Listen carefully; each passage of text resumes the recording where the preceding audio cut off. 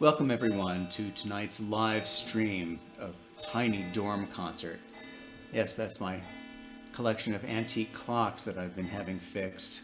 One of the appreciative moments of this quarantine is finding all the old things in my house that I wanted to make work again.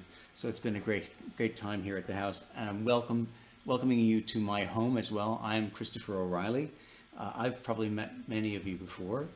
And I'm so thrilled to be a part of San Francisco Conservatory of Music's Tiny Dorm Concerts and the amazing partnership with Harry Winston and their support of the students and all of San Francisco Conservatory's activities. I think it's a most exciting time, this enforced set of meditative online arenas and platforms, and it's so exciting to see San Francisco Conservatory leading the way into this charge into the online universe. I'm so excited to be part of it because I love nothing more than staying at home and talking to you people online. So that's really, I'm really glad to be here. Not only are we glad you're here, we're glad you're listening, and we want to have you and encourage you to get on with us on the YouTube chat. We will be taking questions, answering questions on whatever you like. I'm sure the kids will have lots of things that will spur lots of inquiries, and we'll check in with you from time to time there.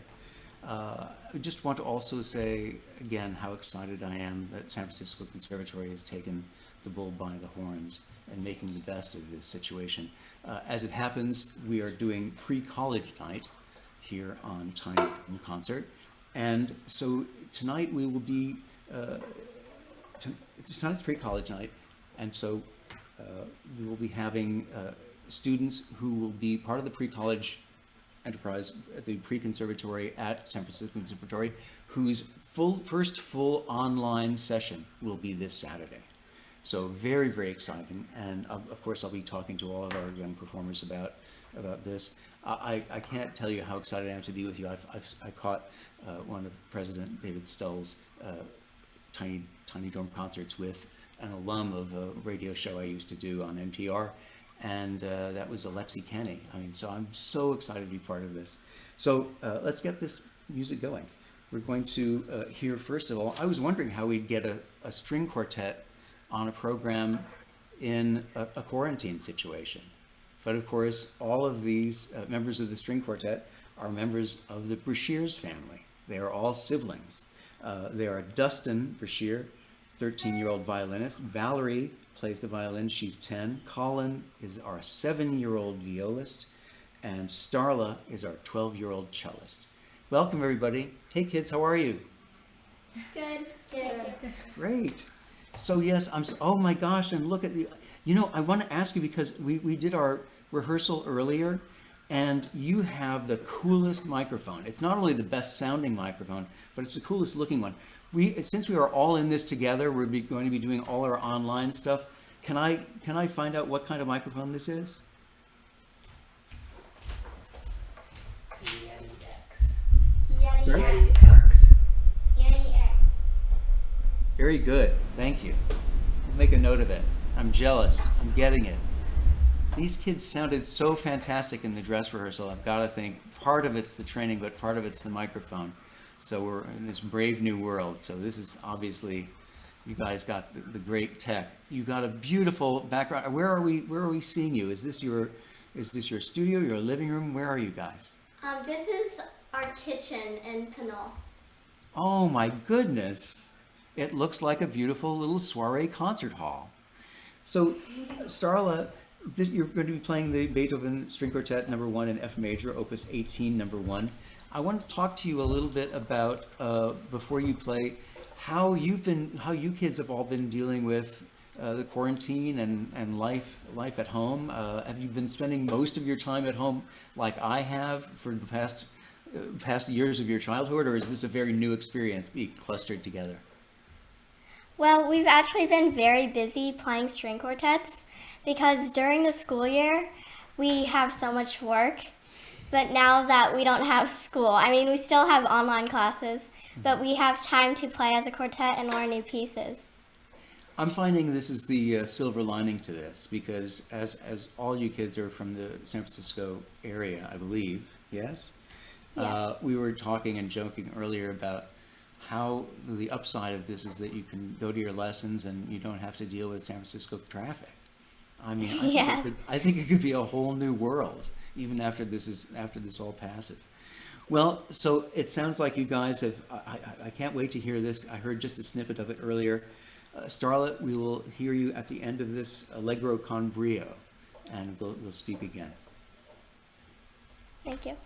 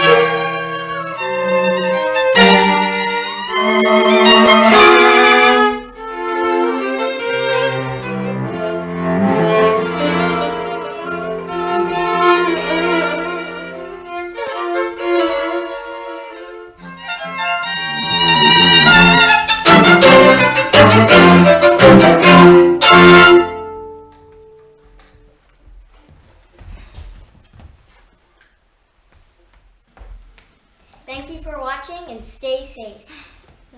Bravo. Ladies and gentlemen, I believe that was probably, I think that was undoubtedly the best string quartet performance in a kitchen ever in the history of the world. I think it's fair to say that. We applaud you no end. That was just spectacularly beautiful. I like particularly the transparency of the sound.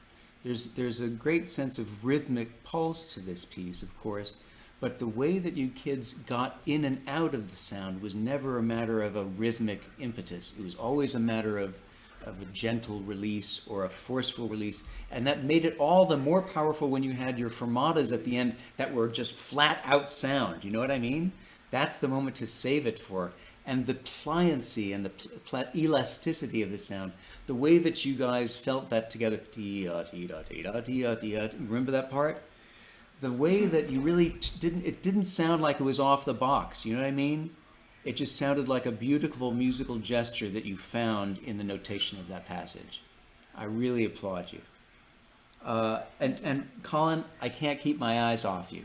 I have had the occasion to be dealing with a fair number of precocious musicians in my time, but I've never seen a 7-year-old violist of such poise and force and focus.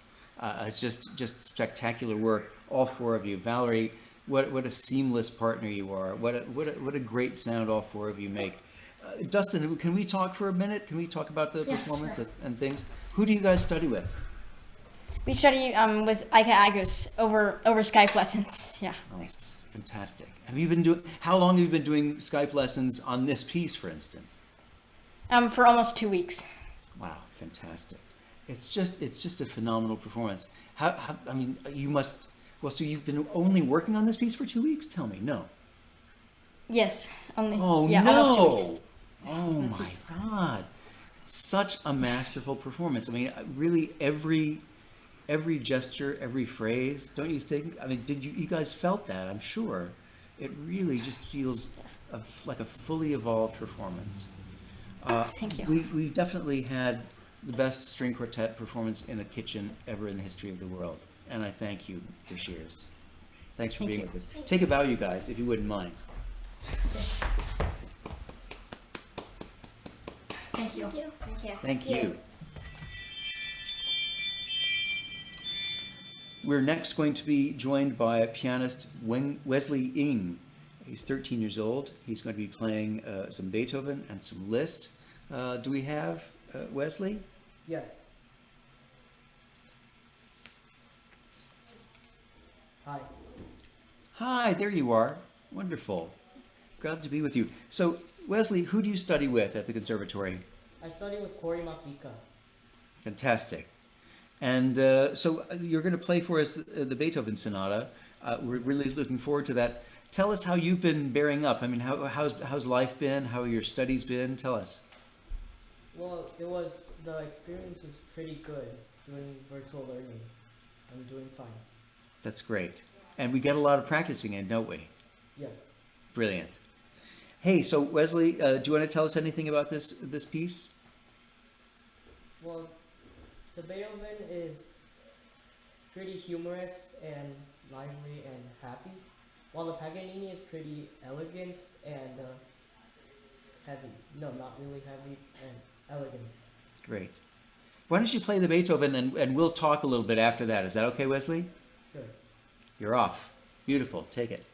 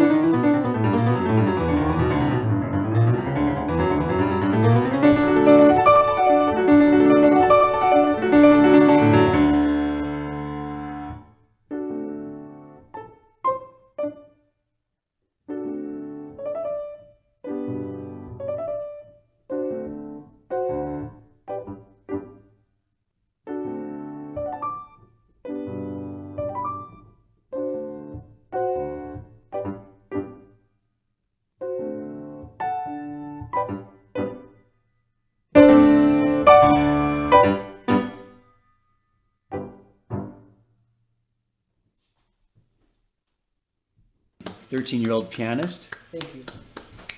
Wesley played the Beethoven Sonata number 16 in G major, Opus 31, number 1, the Allegro Vivace movement. And vivace was really the word. Wesley, you used it yourself. You said this is a very joyful piece. Yes.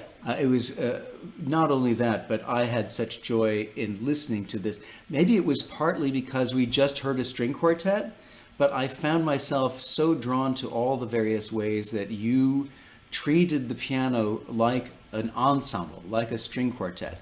So many of us are used to listening to performances where the right hand is doing exactly what the left hand is doing, but and I thought it was just my imagination having heard the string quartet, but then I heard how you voiced your octaves so that, you know, we all tend to turn on our octave machine and it just kind of makes a noise, and you made very great care to voice the octave to the bottom, which I think adds such warmth and power to the octave. We know the upper note of the octave is going to penetrate. We know that's going to happen. This gives it so much more solidity, and it was just gorgeous. And then I hope you all remember that beautiful, the crosshand passage that you did, and how that can be just a sort of a parlor trick, but that Wesley really used it and used the relationship between the beats and the offbeats in terms of connectivity and unconnectivity, in terms of creating a beautiful sense of texture and excitement, really. And so that really brings the orchestral and ensemble possibilities of the piano to life when you treat it with the kind of attitude and point of view that you did, Wesley. I really applaud you for that. Thank you. Thank you very much. You're going to play the Liszt Paganini Etude number 2 in E flat major now? Yes. Great. You're on.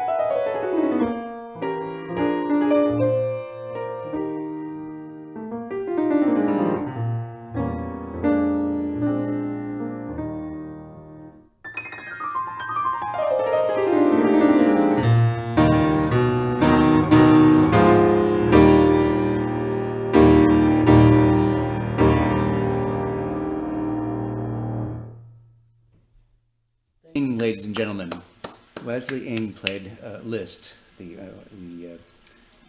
Paganini Etude Number 2 in E-flat major. Wesley, I gotta say, I think if you don't want to stick with the piano, I think you've got a future in stand-up comedy, because between the joyful Beethoven sonata and now this very puckish Liszt Etude, you have such a sense of humor and wit about and mischief. Is there some mischief in you, Wesley? Are you a prankster? Not really, but sort of. Comes out in the music. I'm all for it. How about that? Wesley, thank you so much for playing for us. And what are you looking forward to most? You've got your first Saturday all-day online session at San Francisco Conservatory this Saturday. Tell us what you're looking forward to. Well, I'm looking forward to musicianship because I have more confidence kind of doing my work at home. And That's jazz wonderful. because I can play my piano, which sounds better than the keyboards. And you don't have to deal with the traffic, right? Yes. I hear you 100%. I'm all applauding. Well, I've been more or less in quarantine for the last 2 years myself, but just that's me and the well-tempered clavier. So that was by choice. But yeah, I think I'm so glad you're excited about being at home working. It's just the best, isn't it? Yeah. So Wesley, thank you so much. Such a unique and probing voice that you have at the piano. I applaud your work, and I hope to get to hear you sometime soon. Thanks for joining us on Tiny Dorm Concert. Thank you. Thank you. So we're going to take an intermission now, briefly, before we see our next performer.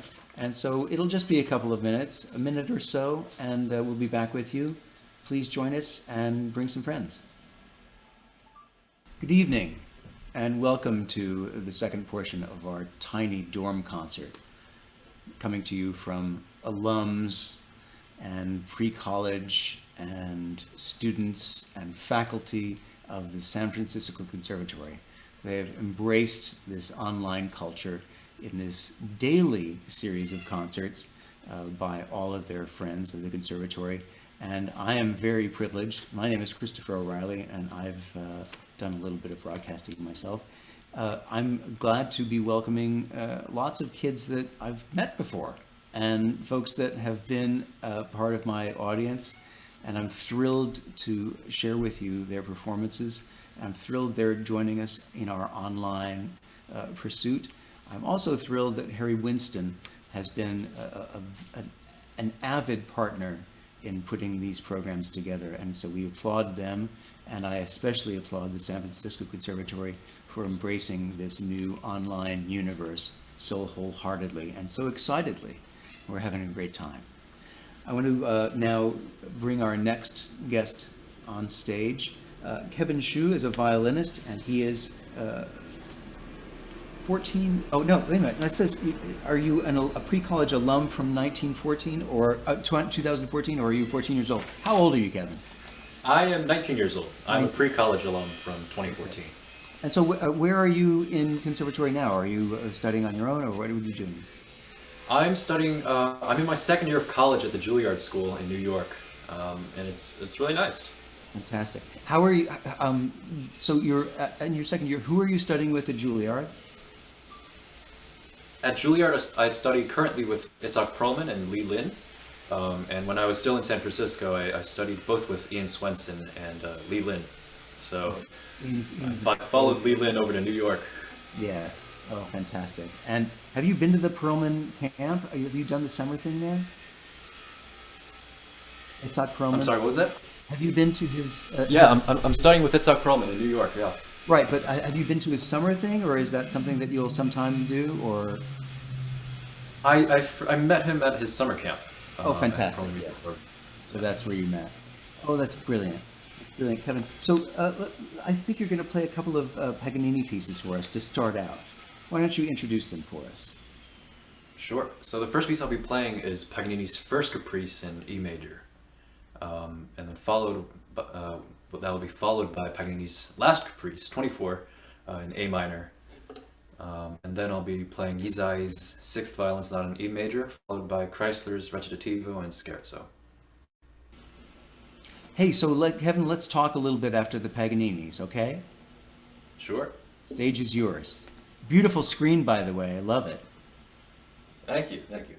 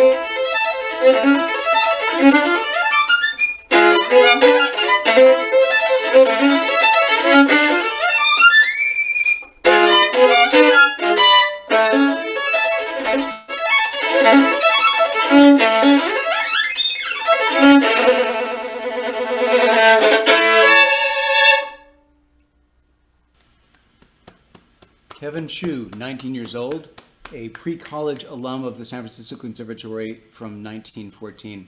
Kevin, that was extraordinary. All the talk about where you're studying, where are you right now? I'm at home in Cupertino, California. Fantastic.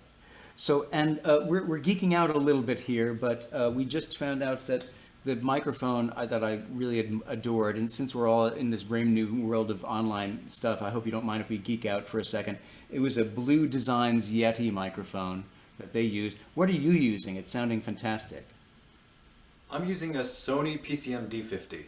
Fantastic. There's an old story about Jascha Heifetz backstage and a friend coming backstage and saying, "Wow, fiddle sounded great." I don't hear anything. So, but you sounded fantastic. I wanted you to talk to, if you wouldn't mind, about the E flat Caprice, because there was this beautiful balance and dance in your is that spiccato playing? Is that basically what we're dealing with, or what is it?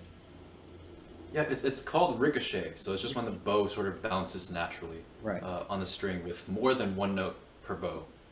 So it makes it with really that, nice, I mean, springy. I'm conscious of the bounce, but also when you played, there was really a sense of sturdiness, of real authority about all the bounce. So is there a fine line between just letting the bow do its thing and bearing down? What is that? Explain that for us. Yeah, so there's a very sort of gray area between sort of just letting it happen and then controlling it with your arm. And it's this sort of balance that I personally want to find in sort of how it's almost uncontrolled, but so there's a little bit of a spontaneous spark, but at the same time it's very well ordered and structured within the piece. And does it change in terms of the registers that you're playing in terms of the pressure? Does it change just in terms of your mood and how you're feeling, or how does that happen through the piece? Yes, so I take care to respond to all the harmonies in the piece. So when something is major and it's bright and happy, physically what will happen is, there's a little bit more energy going into the string, so you might want to control it a little bit more. And when it's, minor, it's not so exuberant, then you can let the bow do its thing a little bit. Yeah. Well, I just thought that dance that you did was extraordinary, that balance that you showed, that you achieved. The A minor caprice is one that is familiar to all of us, both through Paganini and Liszt and Brahms and Rachmaninoff and Lutoslawski. And so hearing you play it in this utterly disarming way, I mean, the theme itself, I really felt like we were back in Paganini's day. And this was, in essence, this was just this simple theme. And somehow that germ really spawned a whole empire of music, didn't it? And the endless variety of touch and expressivity and character, deep and also soaring and elegant and Elysian, was really extraordinary, Kevin. I really appreciate that. I heard a little bit of Ian in there, definitely. If you wouldn't mind introducing our next piece, the Isai Sonata Number 6 in E major, Opus 27. Sure. Yes. So the next piece will be Isai's, as you just said, Sixth Violin Sonata in E major. This was one of the Isai's 6 violin sonatas for solo violin, so there's no accompaniment. So it's a little funny that he used the word sonata to describe a piece with just one instrument. But I think he does a beautiful job of capturing all the elements of if it were to be played by 2 instruments into just the violin. This was written for a famous Spanish violinist who unfortunately died an early death. His name was Manuel Quiroga. He was around in the early 1900s, and he was a crazy virtuoso violinist. And this piece was dedicated to him. And in the middle of it, you'll hear a sort of a Spanish dance, just an homage to Quiroga. So I hope you enjoy it. Extraordinary. Thank you.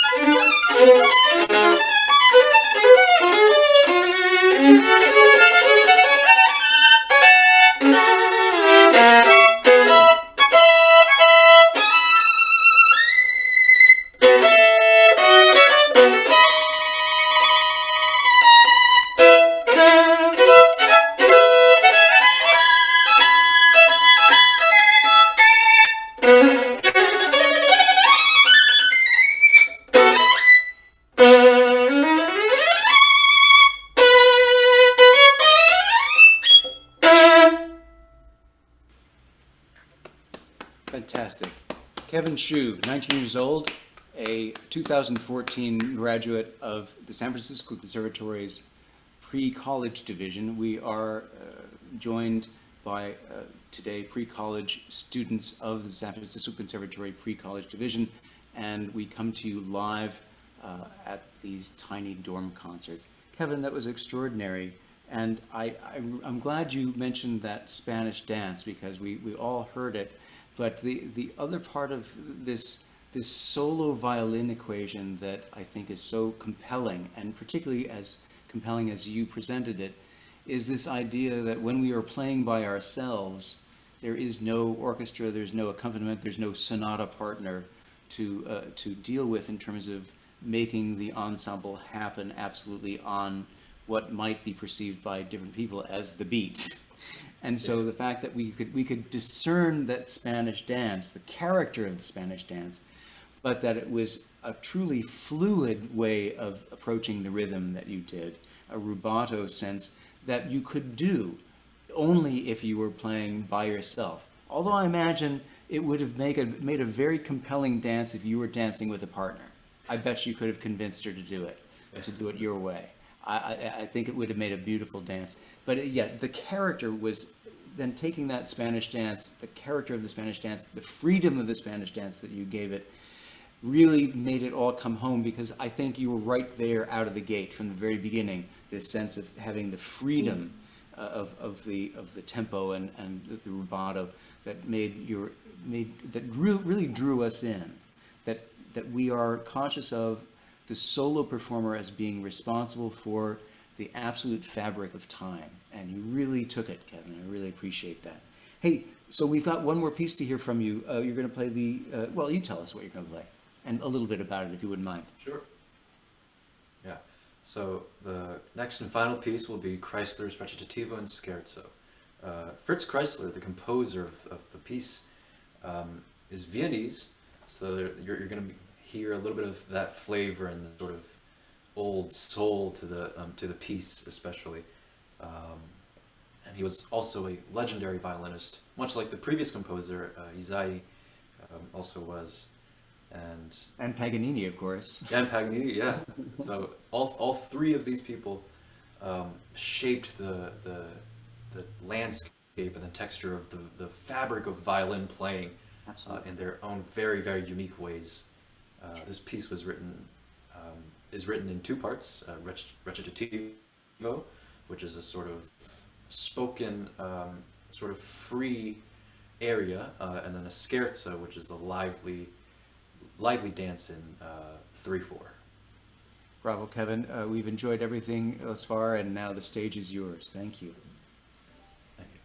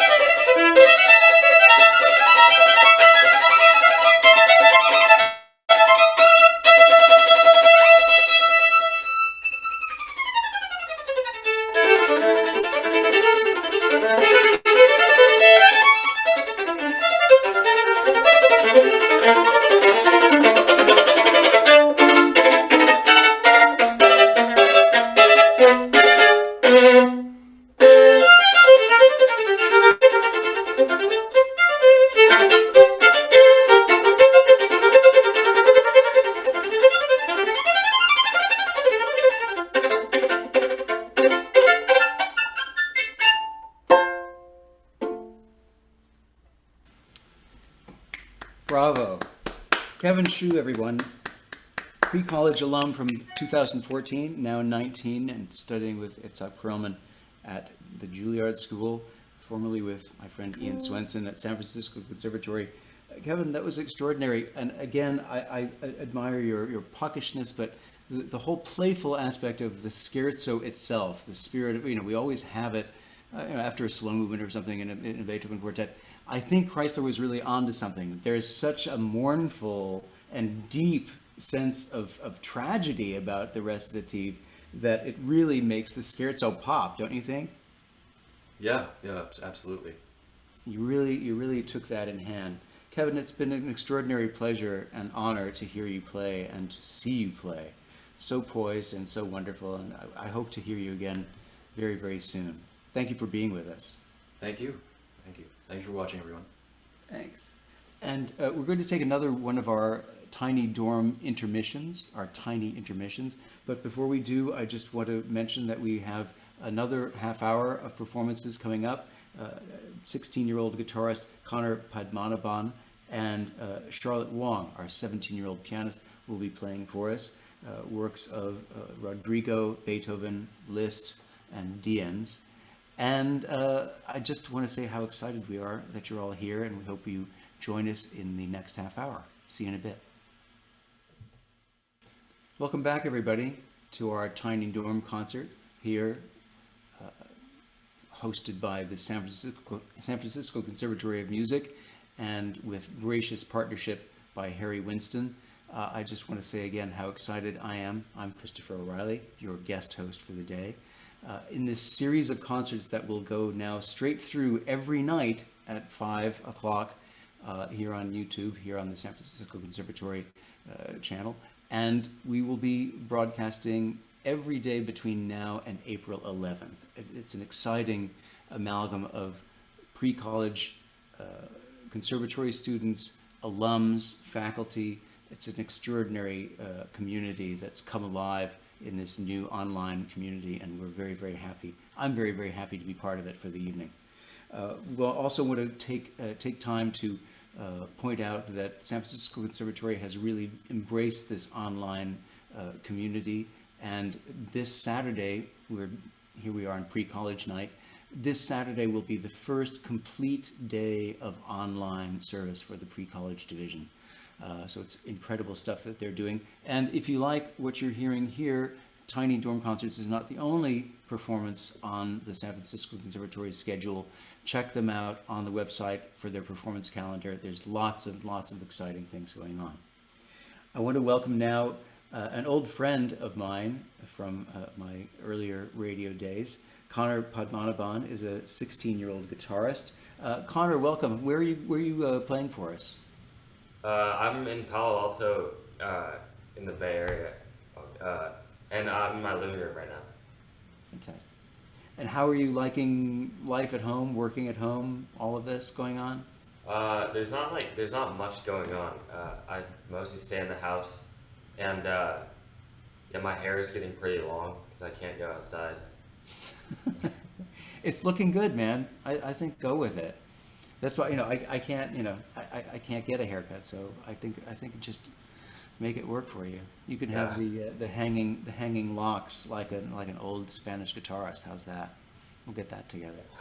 Hey, speaking of which, your first thing you're going to play for us is the Rodrigo. Tell us about it. So this is I'm gonna play the Fandango and Zapateado from the Tres Piezas Español, which means 3 Spanish pieces in Spanish. I forget, what is the character of the Zapateado?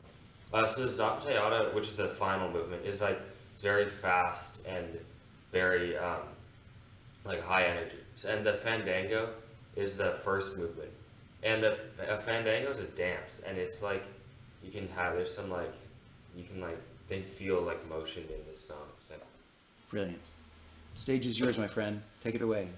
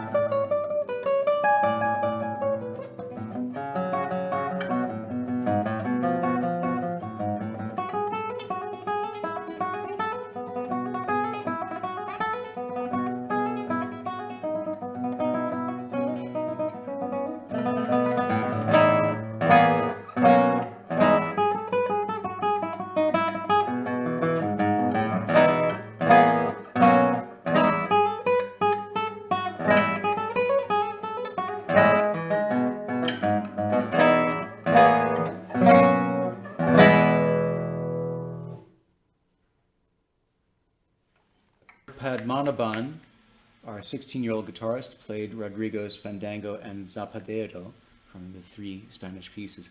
Connor, that's just extraordinary, and watching you and listening to you, I realized that as pianists, we only mostly have the responsibility for playing the notes.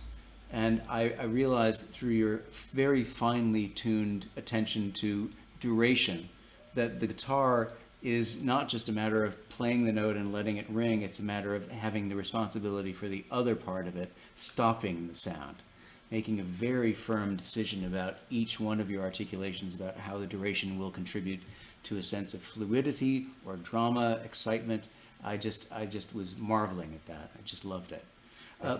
Connor, would you tell people about the next composer we're going to hear? Roland Dienz is somebody that guitarists know a lot about, but a lot of our other listeners may not know of him.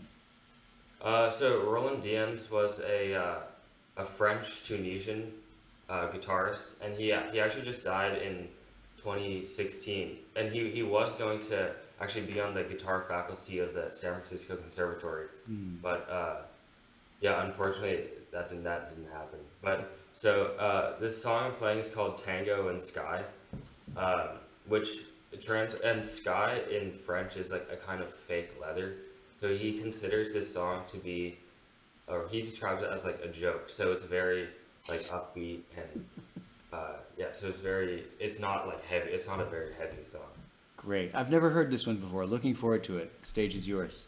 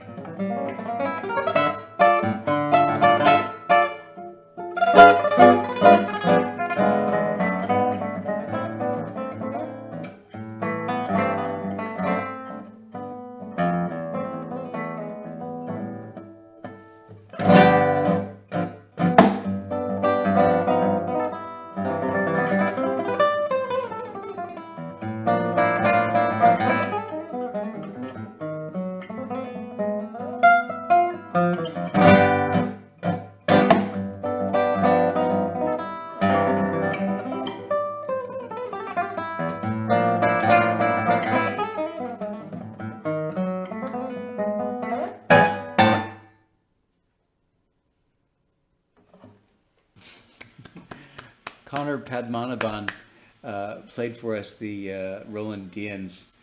What was it called? The Tango in Sky. A very, very humorous piece indeed.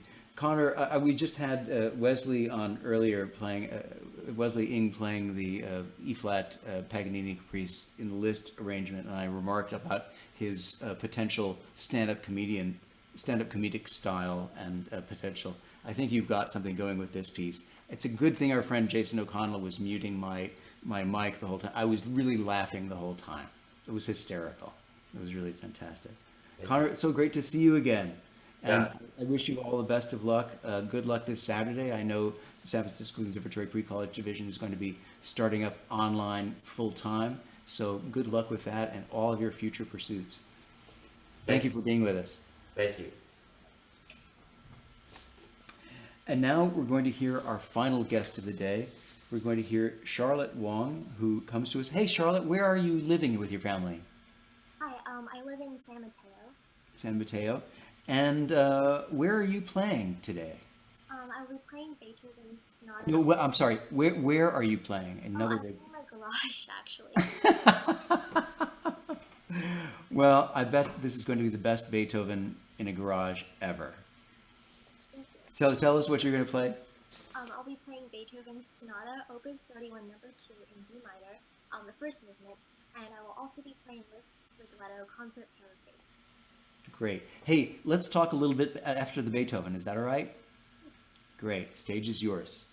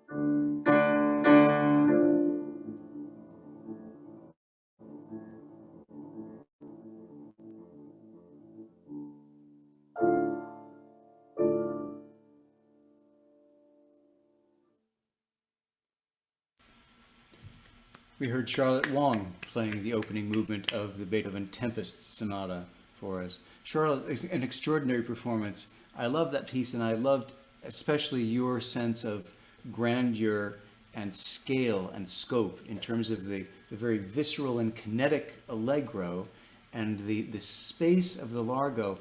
I've never really thought of it before in terms of having two different points of view. I think of it as an introduction and then the new thing. But in your hands, with that sense of space, I always thought of that largo as either oblivion or heaven. But the more I hear you play it, and especially that recitative in the last largo section, that's obviously a very internal sort of outpouring of emotion. So I think the dynamic that you were going for was that the largo is the internal sense of desire and longing and meditation and musing, and the allegro is the external world, his dealings with the external world. I think it's a beautiful dramatic sort of proscenium that you set up with this performance. I thank you for that gorgeous performance. You're going to play for us now the Rigoletto paraphrase. Tell us about this Liszt piece. This piece Liszt wrote, it's based off of Verdi's opera Rigoletto, and this is based off of right before the tragedy in which Gilda actually sacrifices herself in order to save her beloved's life and the Duke. And in this piece, Liszt sprinkles in some really virtuosic moments mixed with the lyricism as shown in the right-hand octaves, repeated octaves. Yes. Very dramatic piece, but Liszt plays it for the back rows in a very dramatic way. We're looking forward to this. The stage is yours, Charlotte. Thank you.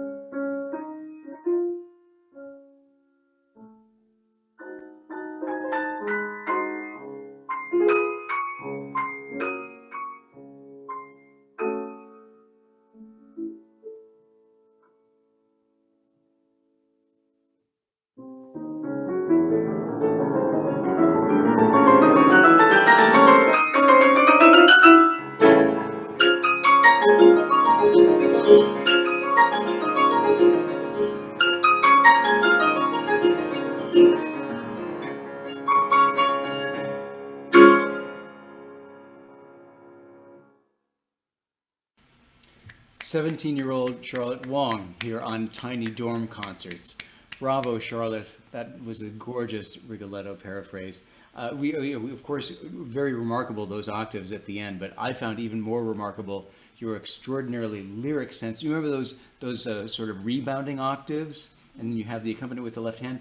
That can get so tiresome from a pianistic sense, and you used everything in terms of the spacing, just the spacing between the accompaniment and the right hand to make it a fluid line so that it wasn't always the same. It really had a lyric thread to it that only you could bring to it. That was extraordinary. Thank you so much, Charlotte, for being with us.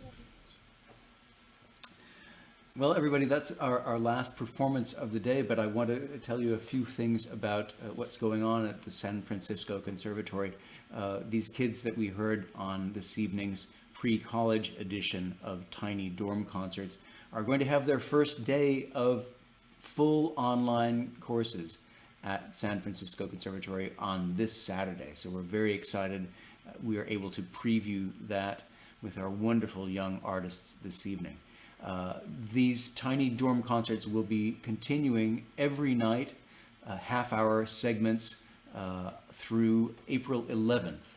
We will be, those will be available on the San Francisco Conservatory's YouTube account and also online at www.sfcm.edu/tinydorm.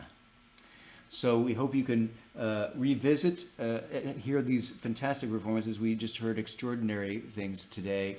And so you really, if you missed any of it, you'll want to go back and hear it again. I have been extraordinarily blessed to be joining this wonderful community of students and faculty and alums and technicians in making this Tiny Dorm Concert possible. It's an extraordinary, exciting experience. And I also want to thank especially Harry Winston for their partnership and support of this fantastic musical community. And I applaud personally San Francisco Conservatory's extraordinary embrace of this very, very challenging online environment. I think we made a very exciting go of it this evening, ladies and gentlemen. Thank you for joining us.